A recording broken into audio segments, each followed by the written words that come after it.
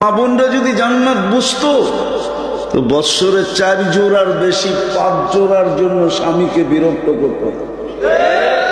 আমাদের ঘরগুলা পুরান কাপড়ের গোডাউন হতো না, আলমারিগুলা সব ব্যবহারিক কাপড় দ্বারা ভরতো না, পুরা ঘরটাই ফাঁকা থাকতো। ইচ্ছা করলে মাঠ নাই, তাতে কি আসে, আমার কামরার ভিতরে ছেলেরা ব্যাডমিন্টন খেলতে পারত। কেন এখন তো আলমারি দিয়ে সব ভরা, জায়গা কই? 4 জোড়ার বেশি 5 জোড়া হতো না। কেননা 3 মাসে 1 জোড়া, 1 সেট, 3 মাস পড়লো ফলায়া দিল, আবার 1 সেট, 3 চেরা 12, বৎসর শেষ। যুবকও এটা করতো, কেননা জান্নাতে তো ডেলি 70 জোড়া পড়বে, 70 সেট কাপড় পড়বে। সুতা না তাইলে ওয়েট হয়ে যাবে, আলো না তাইলে হিট হয়ে যাবে।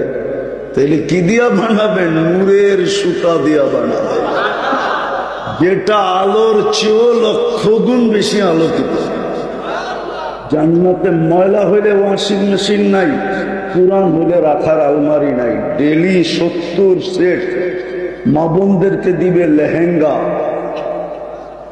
কুচি থাকবে 3 কিলোমিটার ঘেরের, 3 কিলোমিটার ঘের, এরকম খুললে 3 ছড়াইলে 3 কিলোমিটার চতুর্দিক দিয়ে ছড়া যাবে। ওই কুচি লাগানো লেহেঙ্গা হবে। পুরুষ পড়বে পোশাক। মাঝে মাঝে তো দেখি যুবক ধরে স্টিল ফিস্টিল হাতের ভিতরে কি পড়া, একটু পর করি এমনি এমনি দেখে, ঠিক না? হ্যাঁ, ও জান্নাত ভুলে গেছে।